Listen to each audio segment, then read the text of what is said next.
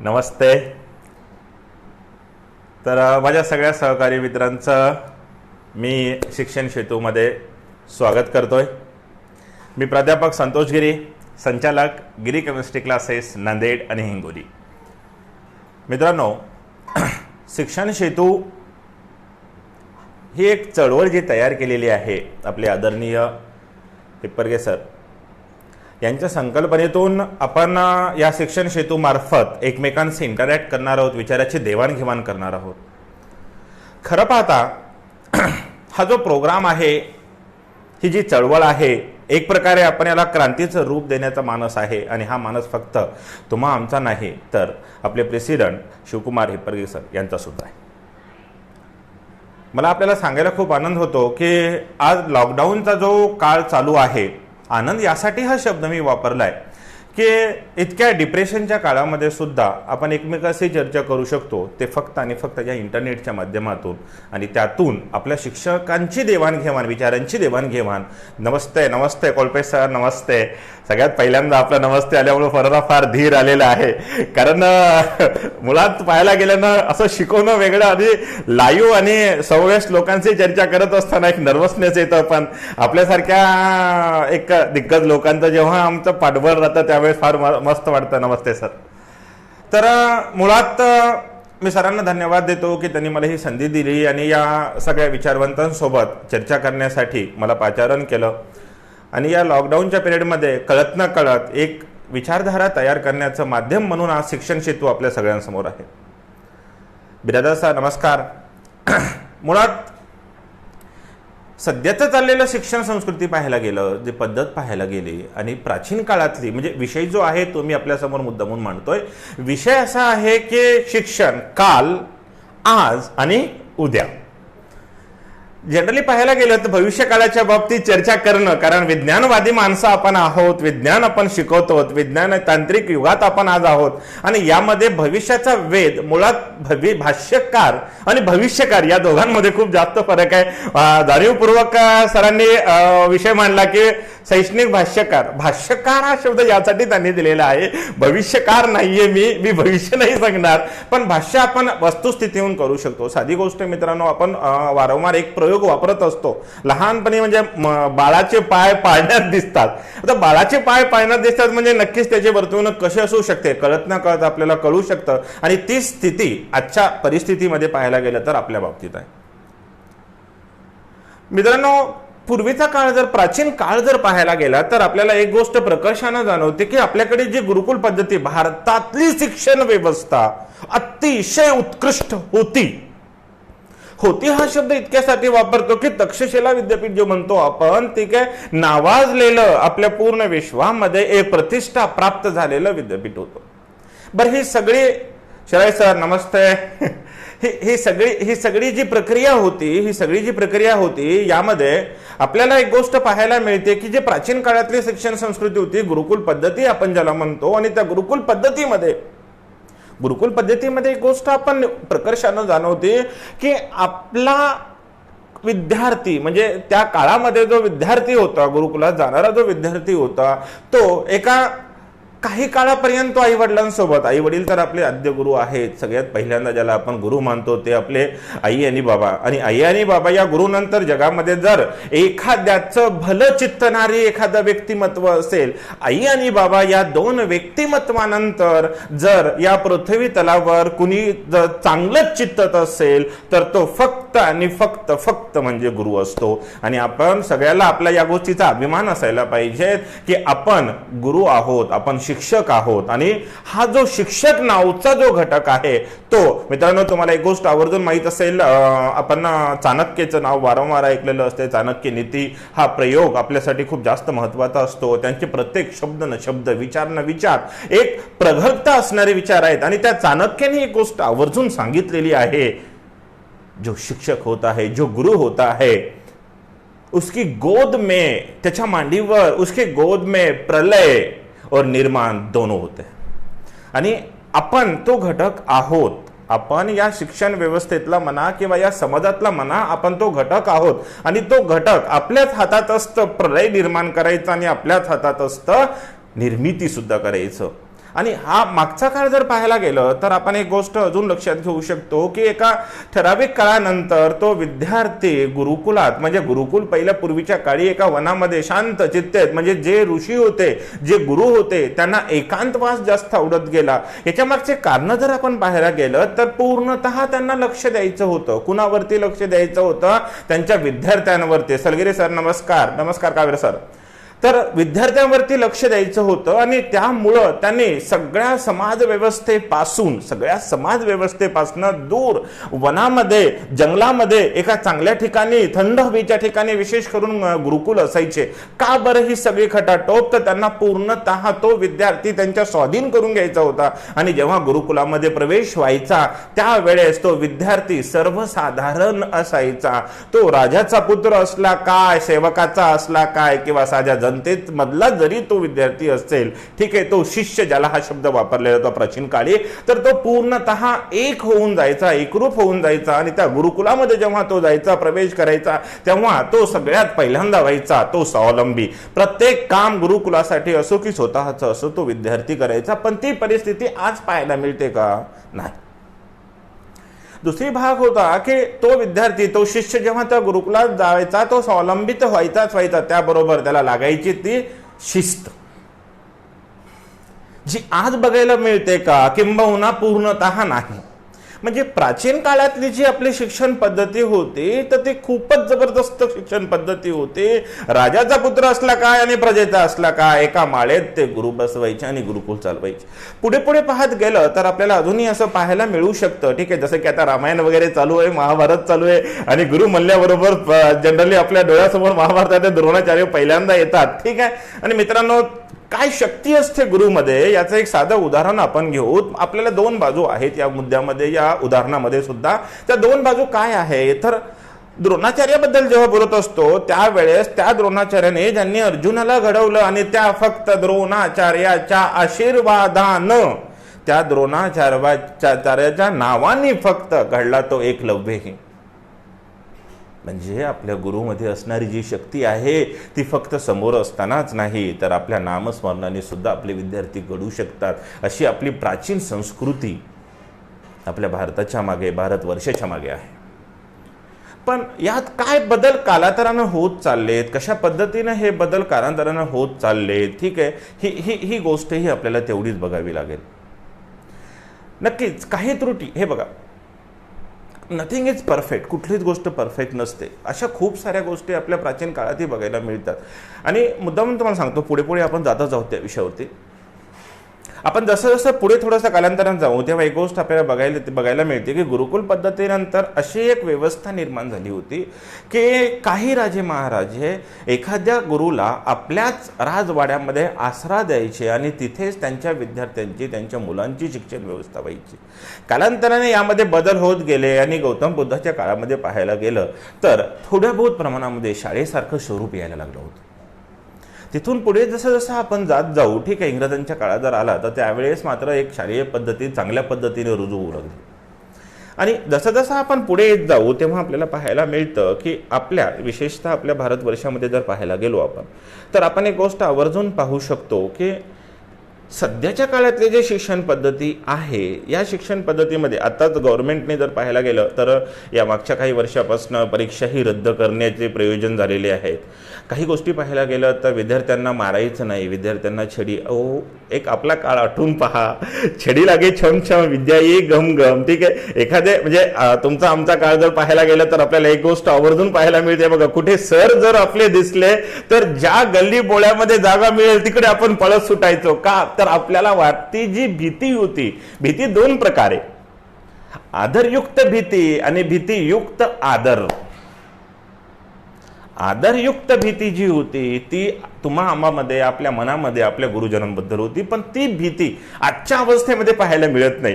तुम्हाला काय सांगू, एक साधं उदाहरण जर सांगायला झालं तर आजच्या काळामध्ये आम्ही जे कोचिंग चालवतो, ठीक आहे, या मुद्द्यावर पण मी येणार आहे आणि हा मुद्दा मला आवर्जून आपल्या सगळ्यांसोबत शेअर करायचा की कोचिंग क्षेत्रामधला जो शिक्षक आहे आणि शासकीयच्या मध्ये असणारे जे शिक्षक आहेत, या दोघांमध्ये जी मानसिकता समाजामध्ये दृढ पावलेली आहे किंवा मानसिकता ती रुजत आहे, त्यावरती मला थोडंसं भाष्य करायचं आहे. पण तत्पूर्वी एक साधं साधा किस्सा मी तुम्हाला सांगतो. खूप वेळेस असं आम्हाला पाहायला मिळतं, आमच्या कोचिंग क्षेत्राशी रिलेटेड सगळ्या लोकांना ह्या गोष्टी पाहायला मिळतात. जेव्हा एखादा विद्यार्थी कुठला तरी क्लास सुटतो आणि त्यांना जर गिरी सरांच्या क्लासला यायचं असेल तर ते मुळीच असं म्हणत नाहीत आम्ही गिरी सरांच्या केमिस्ट्री क्लासला जातो, गिरी सरांकडे जातो. नाही, अरे आम्ही गिरीकडे चाललो, अरे आम्ही गिरीकडे चाललो. म्हणजे ही जी पद्धती आहे, ही हा जो आदरयुक्त भीतीचा जो काळ आहे तो कमी कमी होत चाललाय. हा जो काळ आहे तो कमी होत चाललाय. बरं, हा काळ कमी होण्यामागचे कारण काय आहेत? कारण असं आहे की सध्याच्या परिस्थितीमध्ये जर आपण पाहायला गेलो तर गुरुजनांवरती आलेली जी मर्यादा आहे, ठीक आहे, म्हणजे थोडासा मागचा काळ, तुम्हा आमचा शिक्षणातला 1ली ते 4थी पर्यंत 7वी पर्यंत जर आपण शाळेत गावातला खेडेगावातला शिक्षक म्हणजे त्या गावासाठी एक आदर्श रूप होतो. त्या गावासाठी आदर्श रूप होतं. कसं होतं आदर्श रूप? ते पांढरं धोतर, तो कुर्ता, ती टोपी, आणि जेव्हा तो शिक्षक गावाच्या बाहेर पडायचा तर तो शाळेत ज्या वेळेत जायचा त्या वेळेवरून गावातले लोक सांगायचं की किती वाजलेले आहेत, घड्याळाची गरज पडायची नाही. हा वक्तशीरपणा त्या काळातल्या शिक्षकांमध्ये होता. काय ते पाठ करून घ्यायचे, निमकी दिमकी अडीच की. प्रत्येक शब्द न शब्द जेव्हा आठवतो त्यावेळेस कळतं की आपलं शिक्षण कशा पद्धतीचं होतं. व्यावहारिक ज्ञान खरं पाहायला गेलं तर आजच्या काळापेक्षा आपल्या मागच्या 1980-90च्या दरम्यानचा जो काळ होता त्यामध्ये तर अजूनही जास्त होतो. मग हा काळ बदलत चाललाय तर खरंच शिक्षण परिस्थिती बिघडत चालली का? मुळीच नाही. माझे वाक्य महत्वाचे आहेत, लक्षात घ्या. मी हे मुळीच म्हणत नाहीये की पूर्वीचा काळ शिक्षणाचा चांगला होता, नाही होता, पण आताचा वाईट आहे असं मला मुळीच म्हणायचं नाही. परिस्थिती काय सांगते आपल्याला, काळानुरूप बदलणं गरजेचं आहे आणि तो बदल चालू आहे. तो बदल कसा चालू आहे याबद्दल जर आपण थोडंसं पाहायला गेलो तर आपल्याला एक गोष्ट पाहता येते. सध्याची जी परिस्थिती आहे यामध्ये विद्यार्थ्यांना मारायचं नाही का? तर काही अशा घटना घडल्यात यामध्ये अतिरेकपणा शिक्षकांकडून झाला गेलेला आहे आणि याचे पडसाद सगळ्या गोष्टीवरती उमटले. शासनाने नियमावली आणली आणि नियमावली आणल्यामुळे आज आपण विद्यार्थ्यांना दमदाटी करून बोलू शकत नाही, आपण त्यांना मारू शकत नाही. आणि नक्कीच ती जी मन होती, ज्याच्या जीवावरती आपण शिक्षण घेतलं, छडी लागे चमचम विद्या येई घम घम, आज ते कमी होत चालतं. दुसरा मुद्दा महत्वाचा आपण असाही घेऊ शकतो की आजच्या परिस्थितीमध्ये जर पाहायला गेलं तर शिक्षण परिस्थिती फक्त बदलत चालली असं नाही, तर ती नवं रूप धारण करायली. नवं रूप म्हणजे एक्झॅक्टली काय असू शकतं? आता जी तांत्रिक गोष्टी आपण इथे पाहतो, ठीक आहे, तंत्रशिक्षणी शिक्षकाची संख्या आज गव्हर्नमेंट वाढवत चाललेली आहे. याच्या मागचं कारण काय आहे की ग्लोबलायझेशन जेव्हा होतं, सगळं जग आज मोबाईलमध्ये, सगळं जग आज लॅपटॉपमध्ये, सगळं जग आज कम्प्युटरमध्ये एक रूप झालेले, एकनिष्ठ झालेले, एका बटनावरती हवं त्या गोष्टी आज आपल्या विद्यार्थ्यांपर्यंत येत आहेत. याचा अर्थ असा की विद्यार्थी बदलत आहे. जेव्हा आपला विद्यार्थी बदलतो तेव्हा शिक्षकांना बदलावंच लागतं. मी आजही प्राचीन काळातली पद्धती वापरून जर विद्यार्थ्यांसमोर जात असेल तर नक्कीच ते घातक होणार आहे. का? तर विद्यार्थी बदललाय आणि विद्यार्थ्याच्या लेवलला जाऊन विद्यार्थ्याशी समरस होऊन जो शिक्षक शिकवतो तो खरा शिक्षक. पुस्तकी ज्ञान आपण देतो, आपण व्यावहारिक ज्ञान देतो. आपण फक्त पुस्तकी किंवा व्यावहारिक ज्ञान नाही तर त्याची जडणघडण ही सुसंस्कृतपणाने कशी होईल याचाही ध्यास आपल्याला असतो. पण सध्याच्या परिस्थितीमध्ये एक गोष्ट जाणीवपूर्वक मला या सगळ्या माध्यमातून, आपल्या शिक्षक वर्गाच्या माध्यमातून पालक वर्गांनाही सांगायची आहे. एक गोष्ट आम्ही वारंवार पेपर्समध्ये किंवा बऱ्याच लोकांच्या चर्चेमधून एक गोष्ट पाहायला मिळते की सध्याच्या शिक्षण प्रणालीमध्ये कोचिंगवाल्यांमुळे, कोचिंग संस्कृतीमुळे कदाचित शालेय संस्कृती बिघडत आहे. मुळात असं होत नाही. मुलांचा जो आवाका आहे, मुलांना जे घ्यायचं आहे ते इतक्या मोठ्या प्रमाणात त्यांना घ्यायचं आणि तो बदल अजूनही खूप कमी आहे. कुठे? तर शालेय स्तरावरती, महाविद्यालयाच्या स्तरावरती. महाविद्यालयाच्या स्तरावरती पाहायला गेलं जे शिकवल्या जातं, ठीक आहे, तिथले शिक्षक उत्कृष्ट आहेत. मी दुमत नाहीये की शालेय व्यवस्थेचे शिक्षक आहेत म्हणजे शाळेच्या स्तरावरती जे शिक्षक आहे, माध्यमिक शिक्षक जे आहेत, उच्च माध्यमिक शिक्षक जे आहेत हे कमी आहेत, मुळीच नाही, उत्कृष्ट शिक्षक आहेत. पण त्यांच्यावरती आलेल्या लिमिटेशन्स आणि बदलत्या काळानुसार बदललेला विद्यार्थी, ही दुवा त्यांना साधता येत नाहीये, हे मध्य त्यांना साधता येत नाहीये. आणि हीच बाब ट्युशन्समध्ये जे शिक्षक आहेत स्वतःचा व्यवसाय भरभराटी येण्यासाठी त्यांनी स्पर्धा तयार झाली आणि या स्पर्धेतून एक गोष्ट वारंवार लक्षात घ्या, जिथे स्पर्धा तयार होते तिथे क्वालिटी एज्युकेशन मिळतं आणि ती क्वालिटी एज्युकेशन कोचिंग्स मधले जे शिक्षक आहेत ते देण्याचा प्रयत्न करतात. मुद्दा हा लक्षात घ्या, मी हे नाही सांगत की मी हेही नाही म्हणत की शालेय व्यवस्थेतले लोक व्यवस्थित शिकवत नाहीत, ते उत्कृष्ट आहेत. शासनाने अपॉइंट केलेले टीचर जे आहेत ते बेस्ट आहे सध्याच्या परिस्थितीमध्ये, पण कोचिंगवाले बेस्ट नाहीत हा मुद्दा जनरली खूप वेळेस पाहायला मिळतो. तर माझी सगळ्यांना हात जोडूनची विनंती अशी आहे की ते बेस्ट मुळीच नाही असं म्हणता येणार नाही. तुम्हाला का म्हणता येणार नाही? कारण ते जीवाचं रान करतो आम्ही लोक. आम्हाला प्रत्येक विद्यार्थी घडवायचा असतो, आम्हाला घडवावा लागतो. काही अपवाद आहेत बघा, अशी कुठलीही गोष्ट भूतलावरती नाही की ज्याला अपवाद नाही. अशी कुठलीही गोष्ट या भूतलावर नाही की ज्याला अपवाद नाही. मग एखाद्या अपवादाच्या भाषेमध्ये आपण सगळी परिस्थिती सगळी व्यवस्था बसू नाही शकत. आणि शिक्षक म्हणल्याबरोबर आपल्या समोर एक गोष्ट यायला पाहिजे, आपण चांगलं ते पाहायला पाहिजेत. एखाद्या विद्यार्थ्यांमध्ये म्हणजे सद्गुण पण आहेत आणि काही वाईट गुण पण आहेत. आपली जबाबदारी काय? त्याच्या चांगल्या गुणांना प्रोत्साहित करणे, त्याला मोटिवेट करणे, त्याचे सर्वांगीण विकास होण्याचा प्रयत्न करणे आणि ज्या गोष्टी वाईट आहेत त्या दाबणे नाही, त्या सुधारणे. आणि ही जबाबदारी आपले शिक्षक या नात्यानं आपल्या शिस्त, कर्तव्य, क्षमता या सगळ्या गोष्टींचा मिलाप म्हणजे शिक्षक आहे. शिस्त जिथं आहे, क्षमता ज्याच्यात आहे आणि कर्तव्य ज्याला बजावता येतं तो म्हणजे तुम्ही आम्ही शिक्षक.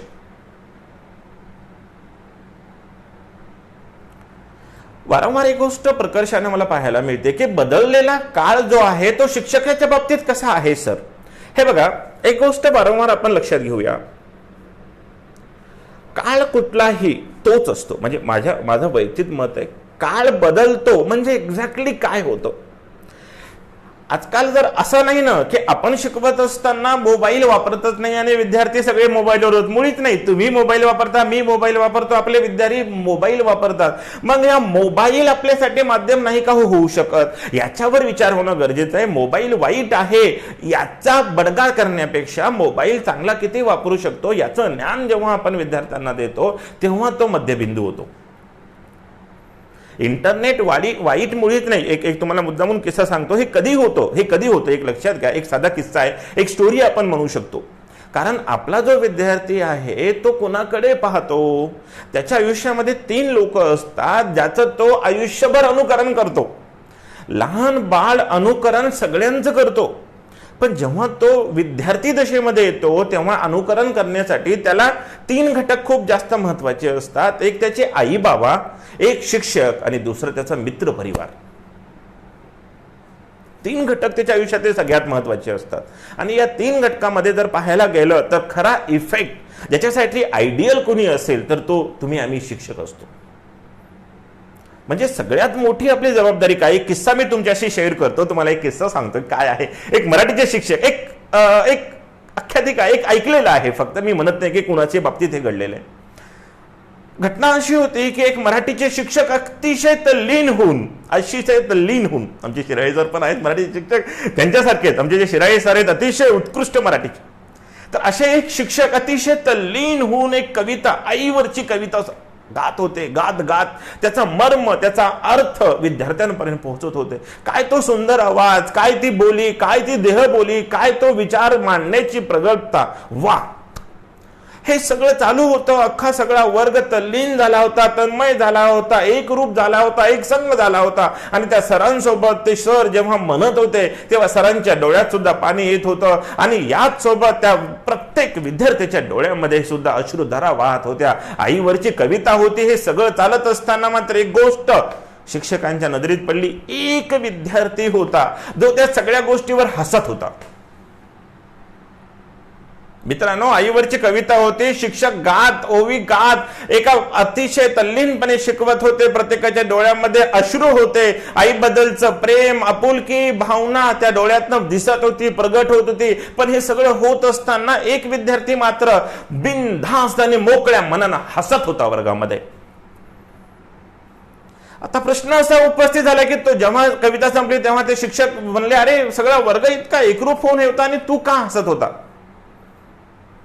त्यावेळेस त्या विद्यार्थ्याचं उत्तर ऐकल्यानंतर या शिक्षकाच्या पायाखालची जमीन सरकली. अनुकरण 3 लोकांचं होतं, आई, बाबा, शिक्षक आणि मित्रपरिवार. यावरती आपण बोलतोय. मित्रांनो, ज्या वेळेस त्या विद्यार्थ्याने उत्तर दिलं त्या शिक्षकाला, सर म्हणे मी तुमच्या शेजारीच राहतो ना, आणि तुम्ही तुमच्या आईसोबत कसे वागता, तिला बरोबर जेवायला देत नाही, तुम्ही ज्या पद्धतीने तुमच्या आईशी बोलता, हे ऐकून मला हसायला आलं की तो माझा शिक्षक आज काय बोलतोय आणि आपल्या आईसोबत काय वागतोय. मला सांगा, अशा शिक्षकाचं ड्रॅमॅटिक एज्युकेशन कामा नाही येणार.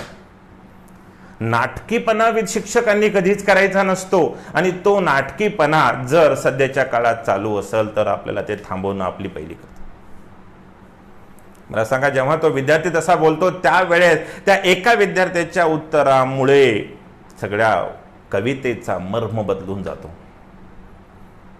त्या शिक्षकाकडे पाहण्याचा दृष्टिकोन बदलून जातो. जीवोतून तुम्ही जरी शिकवत असाल, जीवोतून जरी आपण शिकवत असू, तरी आपलं वागणं, बोलणं, राहणं, चालणं हे आपले विद्यार्थी अनुकरणातून शिकतात. आणि आपण जोपर्यंत त्या गोष्टी आत्मसात करून विद्यार्थ्यांपर्यंत आपल्या देहबोलीतून, आपल्या आचरणातून नाही पाठवत, तोपर्यंत आपण चांगले शिक्षक असू असं नाही. मग मला हा मुद्दा मांडायचा की आजच्या परिस्थितीमध्ये काय घडतंय. आजच्या परिस्थितीमध्ये हीच गोष्ट आपल्याला पाहायला मिळते की जास्तीत जास्त पेपरमध्ये जेव्हा आपण बघतो की काही अशा घटना घडतात ज्या शिक्षकाच्या चारित्र्यासाठी, शिक्षकाच्या कालिमावरती आपल्याला धब्बा आहे. ह्या गोष्टी आपल्याला आजच्या काळात, पूर्वीच्या काळात हे फार कमी पाहायला मिळायचं. का तर जशी त्यांची गुरु, म्हणजे गुरुनी जे शिकवलं त्याचं पाठसरून करून पुढचे जे गुरु घडणार आहेत, आपल्यापासून सुद्धा शिक्षक घडणार आहेत, आपल्या हाताखालला गेलेला विद्यार्थी सुद्धा आपल्यासारखे शिक्षक घडवणार आहे, आपल्यासारखे शिक्षक म्हणून तो नामारूपास येणार आहे. त्यामुळं आपलं सगळं त्यांच्यामध्ये कसं जाईल हा भाग खूप महत्वाचा आहे. दुसरा मुद्दा आपला असा येतो की आजच्या शिक्षण प्रणालीमध्ये एक्झॅक्टली कुठल्या पद्धतीनं बदल घडत चाललेले आहेत.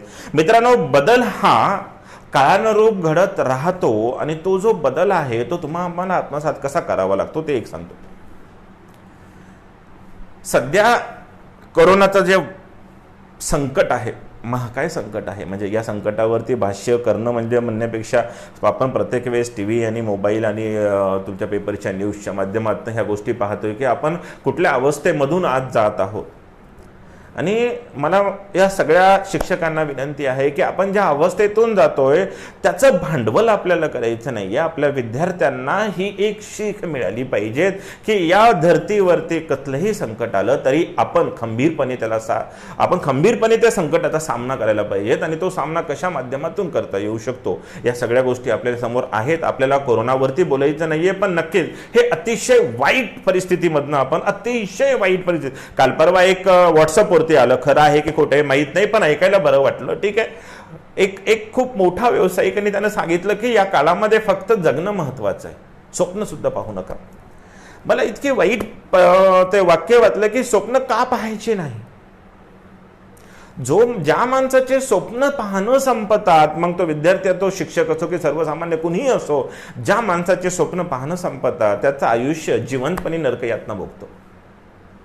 त्यामुळे स्वप्न आपल्याला पाहिजेत. आपल्याला स्वप्न काय बघायचे आहेत, आपल्याला ही सगळी परिस्थिती निर्वळल्यानंतरही मला काय करायचंय, काम करणं थांबता कामा नये. बदललेल्या काळानुरूप आपल्याला राहावं लागेल. बदललेला काळ कोणता समोर आलाय ते मी तुम्हाला आवर्जून सांगतोय. आजच्या कंडिशन्समध्ये पाहायला गेलं तर खूप सारे डिबेट होत आहेत. काल परवाही आमचे आदरणीय कोळपे सर लाईव्ह असतानाही या मुद्द्यावरती आपण बोललो. थोडासा मुद्दा मी तोही घेतोय. काळानुरूप जे बदल झालेले, जी शिक्षण व्यवस्था बदलत चाललेली आहे, ठीक आहे, म्हणजे पहिले ब्लॅक बोर्ड होता, काही काळानंतर तो ग्रीन झाला, आणि आता तो व्हाईट बोर्ड झालाय, आणि पुढच्या काळामध्ये बोर्ड नसेलच असं म्हणायला अडचण नाही. पुढच्या काळामध्ये बोर्ड नसेल, अहो काय पुढच्या, जसे आता हॉलिवूडचे पिक्चर बघतो त्यानुरूप या सगळ्या गोष्टी बदललेल्या आहेत. ते पिक्चर म्हणजेच काय, आपल्या वैचारिक कल्पनेक्षेत्रातून निर्माण झालेली ती एक कहाणी आहे. आणि कल्पनाशक्ती कधी आपल्यामध्ये इन्व्हॉल्व होते, एखादी कल्पना आपल्या माइंडमध्ये कधी येते, त्याला वस्तुस्थिती गरजेची असते. 2 गोष्टी आपल्या बाबतीत घडत आहेत. ठीक आहे, 2 भाग आपल्याला महत्वाचे असतात. एक आपली परिस्थिती, आणि एक वस्तुस्थिती. मित्रांनो लक्षात घ्या, माझी वस्तुस्थिती कितीही चांगली असेल पण माझ्या सभोवतालची परिस्थिती जर चांगली नसेल तर नक्कीच माझ्यात बदल नाही घडणार. आणि माझ्या सभोवतालची परिस्थिती कितीही चांगली असेल पण माझी वस्तुस्थिती जर चांगली नसेल तरीही माझ्यात बदल नाही घडणार. म्हणून एक लक्षात घ्या, करोनाचं जे वादळ आलेलं आहे, या वादळामध्ये ज्या लोकांना स्वतःची वस्तुस्थिती समजून घेऊन परिस्थितीशी निगडीत काम, नमस्कार निंबाळकर सर, एक माझे सगळ्यात जवळचे चांगले आणि एक अभ्यासू व्यक्तिमत्व तुकाराम, आम्ही ज्यांना आमचे तुकाराम म्हणतोय, कलयुगीन तुकाराम म्हणतोय, म्हणजे आमच्या काळातले तुकाराम बघतोय, ठीक आहे, असे आमचे रवी निंबाळकर सर. नमस्ते सर. सगळेच मित्र आलेले आहेत पण बोलण्याच्या वेगामध्ये काहींचे कॉमेंट बघायला मिळत आहेत, काहींचे बघायला मिळत नाहीत. आणि खूप मस्त वाटतं जेव्हा तुमच्याशी बोलतो मी. आणि का वाटणार नाही हो, आपण सगळे एक आहोत आणि आपल्याला कुठंतरी परिवर्तन घडवायचं आहे. आणि शिक्षण सेतू, आता शिक्षण सेतू म्हणण्यापेक्षा शिक्षण मोबाईल सेतू म्हणावं लागेल, कारण तुम्ही घरात, मीही घरात, तरीही आपण बोलतोय. फक्त या मोबाईलचे आभार मानायला अडचण नाहीये. तर मित्रांनो, बदलता काळ कुठल्या परिस्थितीमध्ये आलेला आहे? बदलता काळ परिस्थितीमध्ये आलेला आहे तो काळ म्हणजे आज लॉकडाऊनचा पिरियड आहे आणि विद्यार्थी सगळ्या पूर्णपणे घरात आहे. मागे एक अशी गोष्ट आख्यायिका ऐकलेली होती, या गोष्टीचा खूप महत्त्वाचा संदर्भ आपल्याला घेता येऊ शकतो. आणि तुम्हाला सगळ्यांना माहिती आहे, व्हॉट्सअपच्या माध्यमातून आहे ना, आजकाल ज्ञान वाटण्यापेक्षा वाचण्यात इतकं आलेलं आहे की सगळ्यांपर्यंत ह्या गोष्टी पोहोचलेल्या आहेत. तरी पण सांगायचा प्रयत्न करतो.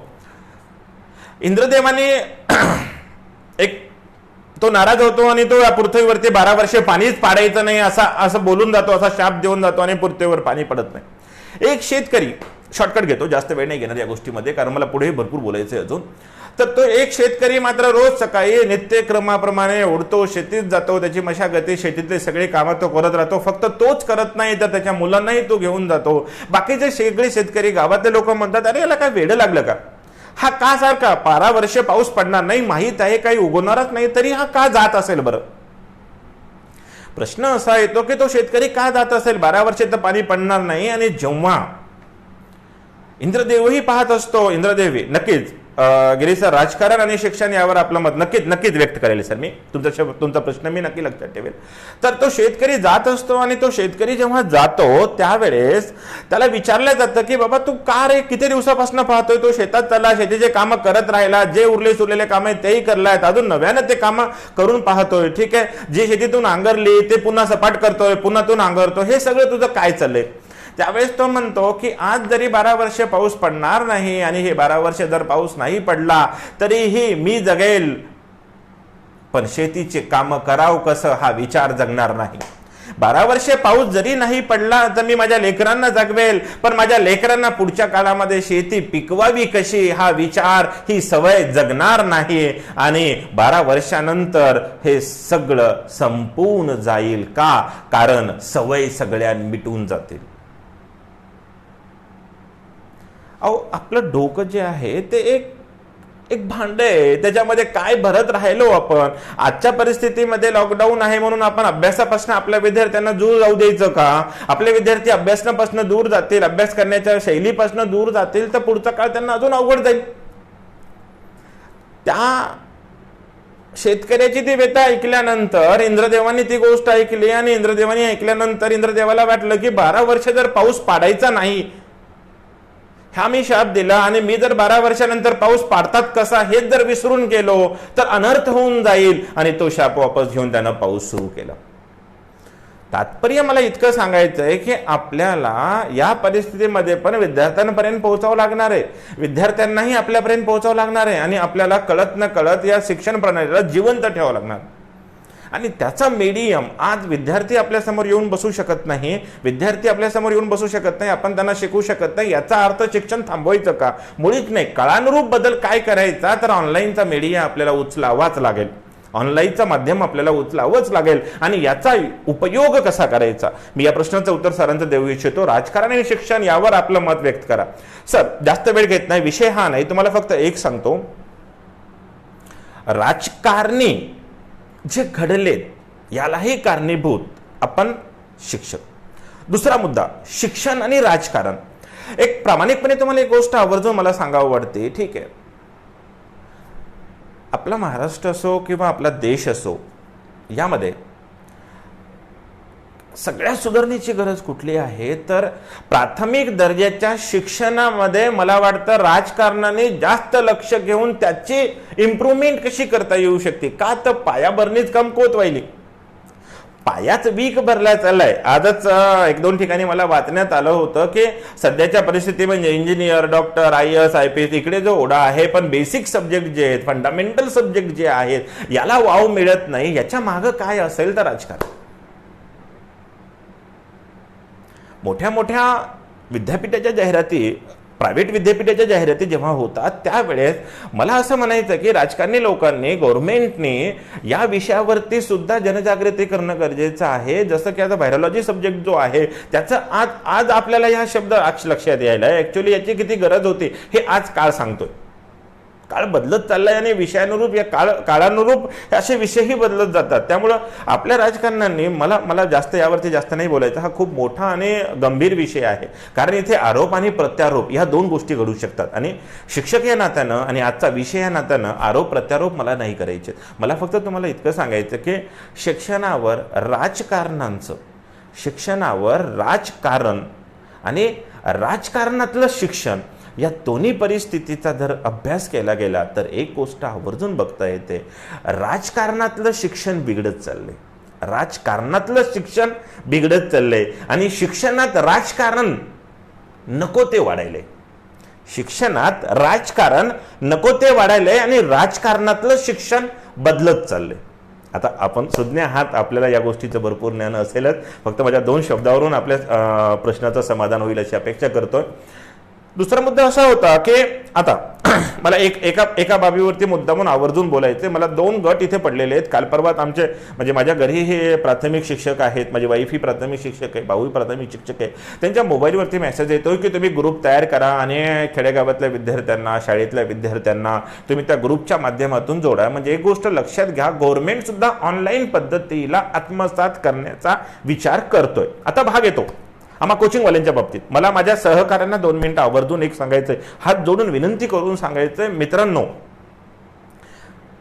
कोचिंग ट्युशन्स घेणारा हा घटक अजूनही कळत न कळत आपल्या शिक्षण क्षेत्राच्या बाबतीत, राजकारणाच्या बाबतीत पाहायला गेला तो दुर्लक्षित आहे. पण ही बाब मी तुम्हाला अधोरेखित करून सांगतोय की ट्युशन्स हा काळ काय आजचा नाहीये. द्रोणाचार्यांनी ट्युशनच घेतलं, फक्त पद्धत वेगळी होती. साने गुरुजींनी ट्युशन घेतले, पद्धत वेगळी होती. शंकराचार्यांनी ट्युशन्सच घेतले, पद्धत वेगळी होती. त्याच्या मागची भावना वेगळी होती.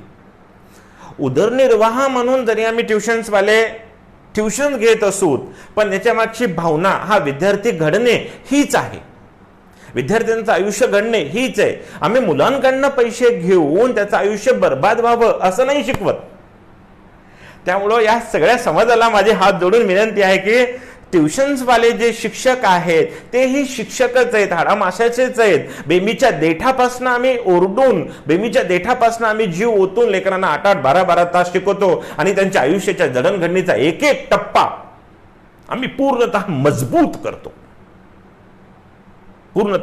करतो. मित्रांनो, विषय आहे की आज कोचिंग क्षेत्रामध्ये जे शिक्षक आहेत त्यांना मला आवर्जून सांगायचंय, किंबहुना बाकी सगळ्या शिक्षकांनाही आवर्जून सांगायचंय, ऑनलाईन पद्धतीचा आत्मसात करणं गरजेचं आहे. आणि ती कशी करायची त्याबद्दल मी तुम्हाला सांगतोय. आपल्याकडे असलेला मोबाईल पुरेसा आहे, पण तुम्हाला उतरावं लागेल. ही स्पर्धा आहे आणि या स्पर्धेमध्ये बलाढ्य लोक, पैशावाले लोक उतरत आहेत. एक लक्षात घ्या, आपले व्यवसाय आपल्याला स्वतःला सांभाळायचे असतील तर या स्पर्धेला टक्कर द्यावी लागेल. पाण्याचा एक एक थेंब सुद्धा प्रकर्षानं प्रयत्न करून अख्ख्या विशाल दगडांना सुद्धा भेग पाडू शकतो, छिद्र करू शकतो. आपली ती प्रयत्न करण्याची शैली जर आपण कंटिन्यू ठेवली तर आपण या स्पर्धेमध्ये नक्कीच टिकू शकतो आणि ते करत राहावं लागणार आहे. हा विचार मुळीच करायचा नाही. कुणाकडे किती पैसा आहे, कसा कॅमेरा आहे, ते कसे डेव्हलप करू शकतील, कसे ऍप करू शकतील, प्रश्न हा नाही, ते कसे आहे. मला एक कळत नाही, माध्यम थोडंसं कडक बोलतोय, मला एक कळत नाही, घरच्या भाकरी खाऊन लोकांचा विचार करायची सवय का सुटत नसेल आपली. मी कसा डेव्हलप होईल, मी कसा वाढेल याचा विचार करा, जीव ओतून त्याच्यावरती काम करा. सगळ्यात शेवटी मुद्दा येतो, सर आपण शिकवतो कसं. आणि मग जर आपण आपली मेहनत करून, तुम्हाला सांगू का काय होत चाललंय पूर्वीच्या काळी किंवा आता असो, कोणताही चांगले शिक्षक तेच असतात जे स्वतः शिकवण्यासाठी जातात. एकही प्रश्नाचं उत्तर, एकही मुद्दा राहू नये. शिकण्यामागची धडपड काय? वर्गात मी स्वतः वर्गात जेव्हा जात असतो ना मित्रांनो, मी 15 ते 20 मिनिटं वाचूनच जातो. आता काही बुद्धिहीन लोक असा विचार लावू शकतात, तुम्हाला येत नाही का हो? तसं नसतं ते. तसा भाग नसतो. भाग हा असतो की एखादा मुद्दा जर माझा राहिला आणि त्या मुद्द्यावरती जर परीक्षेमध्ये प्रश्न आला, तो मुद्दा जर विद्यार्थ्याच्या नॉलेजसाठी महत्वाचा असेल आणि तो जर राहिला गेला, तर त्याला जबाबदार तो विद्यार्थी नाहीये, मी आहे. त्यामुळं अध्यापन आणि अध्ययन या दोन्ही गोष्टी शिक्षकानं शेवटपर्यंत करणं गरजेचं आहे. आणि मोबाईलच्या माध्यमातून ऑनलाईन मध्येही आपल्याला तेच करायचं आहे. आपली स्पर्धा आजपर्यंत काय काळ बदलला मी सांगतो. आतापर्यंत आपली स्पर्धा आपल्या गावापुरती, तालुक्यापुरती, जिल्ह्यापुरती, राज्यापुरती होती. स्पर्धा बदलली, काळ बदलला. आजचा युग तुम्हाला सांगतोय काय राहणार आहे आणि पुढचं भविष्याचं युग काय राहणार आहे. आता या युगाची सुरुवात होते. आपलं युग आता आपली स्पर्धा जगासोबत आहे. जगात ऑनलाईन युट्यूब वरती जेव्हा तुम्ही लेक्चर अपलोड करता, फेसबुकवर जेव्हा लेक्चर अपलोड करता, तेव्हा कोण पाहतं? अख्खं जग पाहायलंय मित्रांनो, अख्खं जग. त्यामुळे तुमच्या नॉलेजमध्ये इम्प्रूव्हमेंट झाली पाहिजे, तुमच्या बॉडी लँग्वेजमध्ये इम्प्रूव्हमेंट झाली पाहिजे, तुमच्या कॉन्फिडन्समध्ये इम्प्रूव्हमेंट झाली पाहिजे, तुमच्या डोळ्यातल्या प्रत्येक नजरेतल्या क्षणाक्षणामध्ये इम्प्रूव्हमेंट झाली पाहिजे. त्यावेळेस तुमची प्रगतता कळेल. रडगरानं गात बसून फायदा नाही. मी हे सुद्धा मला मान्य आहे, ऑफलाईन कोचिंग, विद्यार्थी समोर बसल्यानंतरचं इंटरॅक्शन्स आणि ऑनलाईनचं इंटरॅक्शन यामध्ये खूप फरक आहे. तो दुवा आपण भरून काढू, तो जो भाग आहे तो भरून काढू. शक्य नाहीये, मान्य आहे. जेव्हा विद्यार्थ्याच्या पाठीवरती शिक्षकाचा हात पडतो तेव्हा त्या विद्यार्थ्याचं आयुष्य बनतं. जेव्हा शिक्षक त्या विद्यार्थ्याच्या नजरेला नजर भिडून सांगतो, बेटा तू करू शकतोस, मी तुझ्यासाठी काम करतो, आपण मिळून करू, त्यावेळेस त्या विद्यार्थ्यांची वेल अजरामर. हे शक्य. पण काळ बदलला ना, मग तुम्हाला बदलावं लागेल ना. आपण तेच रडगरानं का गाणार की नाही आम्ही आता कसं करावं, ऑनलाईन नाही जमणार आम्हाला, प्रत्येक गोष्ट जमते आणि शिक्षक म्हणून तुम्हीच नाही जमलं. पुढचा काळ बदललाय. मला एक म्हणायचं, जेव्हा ग्लोबलायझेशन झालंय, सगळं जग एक होत असेल, त्यावेळेस जर मी नाही केलं तर कुणीतरी करणार आहे आणि माझ्या बोकांडीवरती बसणार आहे. माझं घर आणि एक परिस्थिती बघा ना तुम्ही. आजच्या डेटला आपण कालपर्यंत आपण ज्या अवस्थेत होतो त्यापासून आपण कसे दूर गेलो. आज ज्या शिक्षकांनी आपली रोजची रोजमजुरी म्हणजे शिक्षण जे आहे, जे आपण शिकवतो, ज्यामधून आपल्याला आर्थिक काहीतरी पाठभार मिळतोय, हातभार मिळतोय, आज तो थांबलेला आहे आणि त्याच्या जीवावर घर घेतलंय. घराचे हप्ते कोण भरणार? गाडी घेतली, गाडीचे हप्ते कोण भरणार? मुलीच्या लग्नासाठी कर्ज काढलं, त्याचे हप्ते कोण भरणार? हॉलचे भाडे कोण भरणार? हा सगळा आर्थिक कोलमडा शिक्षकांचाही झालाच ना हो. शिक्षकांचाही आर्थिक कोलमडा झाला ना. हा कोण भरून काढणार? सगळेच ट्युशन्सवाले करोडोत खेळणारे थोडी आहेत. काही विद्यार्थ्यांसाठी करणारे काही मोजके शिक्षक आहेत. या सगळ्यांचा कोलमडा झालेला आहे. नाही, याच्यातला भाग नाही. मग हा भरून कसा काढायचा? याचं रडगरानं काढत बसायचं का? नाही, याला फाईट द्यायची. फाईट कशी द्यायची? माध्यम बदललेत. पहिले बोर्ड होता आणि विद्यार्थी होता, आता बोर्ड आहे, शिक्षक आहे, विद्यार्थी नाही. विद्यार्थी कुठे आहे? पहिले विद्यार्थी 10 होते, आता अगणित आहेत तुमचे विद्यार्थी. आज तुमच्याकडे किती विद्यार्थी आहेत असा जर प्रश्न तुम्हाला कोणी विचारला तर आकडा सांगू शकत नाही. कारण तुम्ही टाकलेल्या युट्यूब चॅनलला किती जण पाहतील? 1000, लाख, 2 लाख, 10 लाख, करोड. फायदा आहे. विचार बदला. काळ बदललाय, पद्धत बदलली, विचार बदला आणि फाईट करा. फाईट कर. आजपर्यंत माझा महाराष्ट्र होता, आज माझा महाराष्ट्र फक्त माझा राहिलेला नाही, आज सगळं जग माझं झालेलं आहे. स्पर्धा वाढलेली आहे ना, मग स्पर्धेत टिकायचं, हुकायचं नाहीये. आणि हे सगळं आपण शिक्षक म्हणून आपण जोपर्यंत नाही करत का, मित्रांनो सांगतो एवढं तळमीनं का बोलतोय, कारण आज माझ्या क्लासमधला विद्यार्थी, आज माझ्या एखाद्या शाळेतला विद्यार्थी, मी उदाहरण माझं घेतोय फक्त, कुणाचं शब्द घेऊन मला कुणाला दुखवायचं नाहीये. म्हणून मी समजा मी एखाद्या शाळेत शिकवतो, तो माझा विद्यार्थी, मी जर आज ऑनलाईन त्याला दिसलो नाही, मी जर आज त्याला व्हॉट्सअपच्या माध्यमातून भेटलो नाही, मी त्याला युट्यूबच्या माध्यमातून नाही भेटलो, तर तो काय समजेल? आपले सर करत आहेत म्हणजे काही महत्वाचं नाही. कारण कारण त्याच्या दृष्टिकोनातून महत्वाचा कोण आहे? तो शिक्षक जो त्यांना शिकवत होता शाळेमध्ये, ट्युशन्समध्ये, आणि तो करत नाही याचा अर्थ तो महत्वाचा नाहीये. ते लेकरं करणार नाही, तो त्या लेकरांसाठी तुम्ही अपडेट व्हा. काळ बदललाय, पुढच्या काळाची ही सुरुवात आहे. अजून एका महत्वाच्या मुद्द्यावरती येतोय, वेळ कदाचित जास्तही होत असेल. भविष्य काय राहणार आहे आपल्या शिक्षण प्रणालीचं?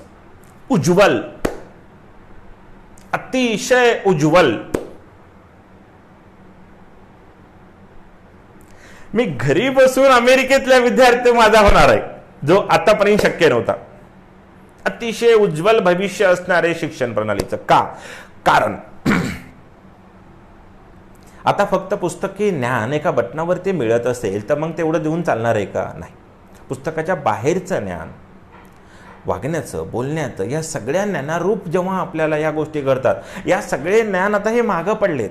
अलग लक्षात, तुम्हाला जगासोबत जायचं असेल तर तुम्हाला टेक्नॉलॉजी डेव्हलप करून घ्यावीच लागेल. स्वतःची टेक्नॉलॉजी डेव्हलप करून घ्यावी लागेल. आणि स्वतःची टेक्नॉलॉजी डेव्हलप करण्यासाठी तुम्हाला एक पाऊल तरी चालावंच लागेल.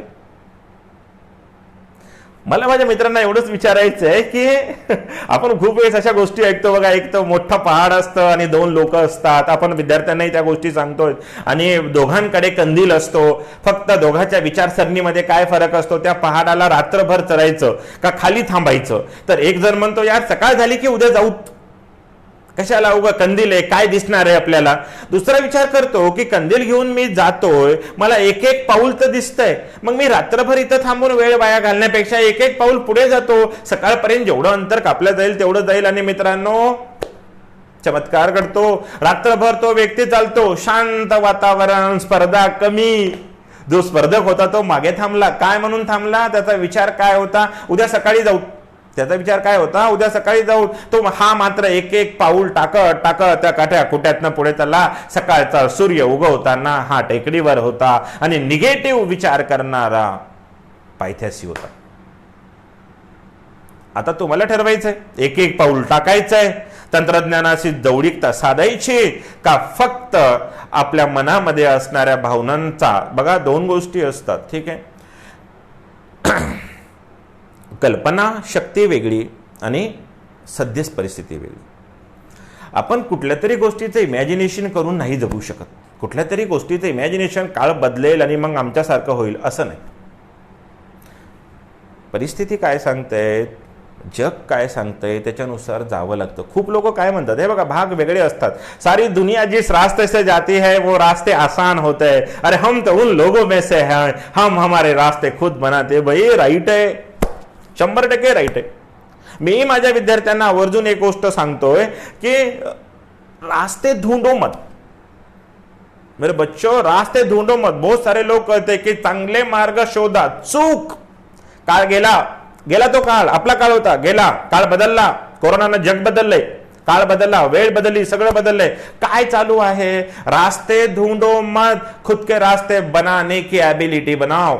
अपने खुद रास्ते बनाओ. आपण आपले रास्ते बनवायला शिका. आता आपण आपले रास्ते आता बनवायला शिकायची वेळ आलेली आहे. आपल्या गुरूंनी टाकलेल्या रस्त्यावरती नाही, आता आपण येणाऱ्या पिढींचे रस्ते तयार करण्यासाठी काम करतोय. आपण आपले रस्ते कसे बनवायचे? काळ बदललेला आणि संधी आहे बरं. It's the opportunity, golden opportunity to all kinds of the teachers, all kinds of the teacher. How? इथे जुनी स्पर्धा संपली, नव्यानं प्रत्येक जण काम करतंय. प्रत्येक जण नव्यानं काम करतंय. आमचे आदरणीय दशरथ पाटील सर आहेत, नमस्ते सर, आपणही पाहतायत. तर प्रत्येक जण नव्यानं काम कसं करतायत? कारण टेक्नॉलॉजीचं एक नवं युग आलेलं आहे. म्हणजे मागचं युग संपलेलं आहे. आपण म्हणूया की आतापर्यंत अध्यापनाचं जे कार्य होतं ते संपलंय. आता नवीन एंट्री झालेली आणि इथलचा जो पुढचा काळ असेल तो टेक्नॉलॉजीचा. याचा फायदा दोन आहेत. दोन फायदे कसे? जो विद्यार्थी वर्गात शिकतो ती शिकवणी पद्धती कधीच जाणार नाही, हे तुम्हालाही मान्य आहे, मलाही मान्य आहे. पण यासोबत त्या विद्यार्थ्याला ऍडिशनल, आजकाल लोक शिक्षणावरती, जरी राजकारण शिक्षणावरती जास्त पैसा खर्च करत नसेल तरी पालक मात्र खूप खर्च करतो. का हो? कारण अहो मी एक पालक म्हणून माझी सगळ्यात महत्वाची प्रॉपर्टी काय असेल मला सांगा. माझ्याकडे किती करोडो रुपये आहेत हा भाग नाही, पण मला सांगा समाजामध्ये मान कुणाला आहे? ज्याचे मुलं IAS IPS डॉक्टर इंजिनियर आहेत त्याला, का ज्याचे मुलं अजूनही रस्त्यानं फिरतायत त्याला? करोडोची प्रॉपर्टी असणारा पण ज्यांना लेकरं घडवता नाही आले तो श्रीमंत नाही. ही गोष्ट आज सर्वसामान्यापर्यंत पोहोचलेली आहे. ही जनजागृती झालेली आहे. प्रत्येक जण आज शिक्षणासाठी पैसा खर्च करायला तयार आहे. मग मला माझ्या सर्व शिक्षकांना विनंती आहे की तुम्ही हा भाऊ नका करू. हा भाऊ तुम्ही करू नका. तो तुमचं काम नाहीये. तुम्हाला जीव तोडून विद्यार्थ्यांना शिकवायचे, मेहनत त्यांची घ्यायची. एक आम्ही आज कोचिंगच्या माध्यमातून पाहतो काही लोक तर एका विषयाचे 3 ट्युशन्स लावतात. मग जर तुम्ही ऑनलाईन चांगलं काम करू शकत असाल आणि एखादा विद्यार्थी हा दुसऱ्या राज्यामध्ये आहे, त्याला तुमचं लेक्चर आवडलं, तुमच्यासाठी रान मोकळं झालेलं आहे. तुमच्यासाठी रान मोकळं आहे. त्यामुळं या मोकळ्या रानामध्ये पूर्ण ताकदीनिशी उतरा, स्पर्धा घ्या आणि टिका. विद्यार्थ्यांपर्यंत तुम्ही पोहोचा. तुमचं नॉलेज, तुमची क्वालिटी विद्यार्थ्याला दाखवा. ते तुमच्यासाठी, त्या विद्यार्थ्यांसाठी, सगळ्यांच्या भल्यासाठी असतं. राहिला भविष्य काळाचा मुद्दा. माझं मत असं आहे की पुढचा येणारा जो काळ असेल नक्की बघा, एक माझ्या छोट्याशा बुद्धीला एक अशी गोष्ट पडते की पृथ्वी गोल आहे. मान्य फिजिक्सच्या भाषेमध्ये गोल नाही येणार, पण जो भाष्य आहे, जो बोलायचा प्रकार आहे, तशा पद्धतीनं काळ बदलून पुन्हा तोच येतोय. या मधल्या काळामध्ये एका वर्गामध्ये 400 500 100 150 विद्यार्थी. आता पुढचा जो काळ येणार आहे, जसं गुरुकुलमध्ये होते 20 25 30 40, हा काळ पुन्हा येणार आहे. कारण ही एक महामारी येऊन गेली. याचा अर्थ आपल्या डोळ्यामध्ये गेली तर नाहीये, पण जाईलच नक्की. तुमच्या आमच्या सगळ्याच्या चांगल्या कामानं, चांगल्या विचारानं आणि सायंटिस्ट लोकांच्या, डॉक्टर लोकांच्या, या नर्स लोकांच्या, वॉर्ड बॉयच्या, पोलीस कर्मीच्या, या सगळ्यांच्या मेहनतीला फळ आपल्याला मिळणार आहे. आपण या संकटातनं नक्कीच वाचणार आहोत. या दुमत तुमच्याही मनात नाही, माझ्याही मनात नाही आणि शंका उद्भूत द्यायची नाही. पण यानंतर मात्र सगळ्या देशाचे, जगाचं सगळं सरकार, सगळ्या देशाची सरकार, एक गोष्ट यांच्या डोळ्यामध्ये झणझणीत अंजन असेल, सोशल डिस्टन्सिंग आता फॉरएव्हर राहणार आहे. दूरियां बनाकर रहो, आखिरी तक हमें दूरियां बनाकर ही अभी रहना है. अब आने वाला जो भी समय होगा हमें यही बताएगा कि दूरियां बनाकर रहो. त्यामुळे सोशल डिस्टन्सिंग राहणार आहे. म्हणजे येणाऱ्या पुढच्या काळामध्ये आपल्याला याच माध्यमातून शिक्षण द्यावं लागणार आहे. आणि त्यामुळं सोशल डिस्टन्सिंग जर पुढे कंटिन्यू राहणार असेल तर एकच मीडियम असेल जे आपल्याला खूप जास्त डेव्हलपमेंट करू शकतं, ते म्हणजे ऑनलाईन तंत्रज्ञान. खूप सारे ॲप डेव्हलप होत आहेत. तुम्ही लेकरांपर्यंत पोहोचा, विद्यार्थ्यांपर्यंत पोहोचा आणि पुढचा जो काळ असेल त्याची चाहूल लागलेली आहे. आणि जो संधीचं त्वरित सोनं करू शकतो तोच या स्पर्धेमध्ये टिकू शकतो. स्पर्धा फक्त शिक्षकाची नाही बरं, स्पर्धा पालकांची पण आहे, स्पर्धा विद्यार्थ्यांची पण आहे, स्पर्धा तुमची आमची सगळ्यांची आहे. आणि स्पर्धेशिवाय कुठलीही गोष्ट नव्यानं निर्माण नाही होत. त्यामुळे या स्पर्धेत आपण सगळे टिकूया, आपण चांगलं काम करूया. वेळ मी जास्त घेणार नाही. कुणाला काही प्रश्न विचारायचे असतील नक्कीच तर आपण चर्चेमधून, मी काय खूप मोठा तत्वज्ञानी नाहीये, बस काही गोष्टी अनुभवातून आलेल्या आहेत, काही गोष्टी तुमच्या आमच्यासारख्या चर्चेतून डेव्हलप झाल्या आणि एक सहज कळत ना कळत हे माध्यम मला भेटलेलं आहे म्हणून मी तुमच्यासमोर हे मांडतोय. जर कुणाला काही विचारायचं असेल तर विचारू शकता, आपण त्याची चर्चा करू शकतो. ठीक आहे. पण सगळे सुज्ञ आहोत, बऱ्याचशा गोष्टी मी क्लिअर करायचा प्रयत्न केलेला आहे. माझं जे मत होतं ते मी आपल्या सगळ्यांसमोर मांडलेलं आहे. अतिपडा सर, मॅथमॅटिक तज्ज्ञ, नमस्ते. तर काळ रूप बदलणं आमच्या केमिस्ट्रीमध्ये ना, तर एक केमिस्ट्रीचे जे टीचर्स आहेत त्यांना ही गोष्ट अजून कळेल. तर आपण केमिकल कायनेटिक्स शिकवत असताना मी विद्यार्थ्यांना वारंवार म्हणतो, change in concentration with respect to time. मतलब काळानुसार बदल गरजेचा आहे. आपण सगळ्यांनी बदलणं गरजेचं आहे. आपण सगळे घरी आहात, सगळ्यांची काळजी घ्या, परिवारांची काळजी घ्या. कारण तुम्ही बाहेर जाणं म्हणजे आपण आपल्या परिवाराला करोनाच्या सानिध्यात नेण्यासारखं आहे. त्यामुळं जे घरी असेल, जसं असेल, सोशल डिस्टन्सिंग पाळा, शासनाचे सगळे नियम व्यवस्थित पाळा. कारण आज एक शिक्षक जर ह्या सगळ्या गोष्टी पाळत असेल, तुमच्या विद्यार्थ्यांनाही सांगा मी ते पाळतो. हे जेव्हा तुम्ही विद्यार्थ्यांना सांगता तेव्हा तुमचा प्रत्येक विद्यार्थी त्याचं अनुकरण नक्कीच करतो. ठीक आहे. मला या शिक्षण सेतूमध्ये बोलण्याची, तुमच्याशी चर्चा करण्याची संधी दिली, त्यामुळं मी शिक्षण सेतूचे प्रेसिडेंट शिवकुमार हिप्परगे सर यांचंही खूप आभार मानतो. तुम्ही सगळ्यांनी माझ्याशी इंटरॅक्ट केलात, बोललात, माझं ऐकलात, त्याबद्दल मी तुमचे सगळ्यांचे आभार मानतो आणि रजा घेतो. Thank you so much. सगळ्यांनी काळजी घ्या, आनंदात राहा. सगळा काळ नीट होणारच आहे. आपण सगळे पुन्हा एकदा पूर्वीसारखं आयुष्य नक्कीच जगणार आहोत.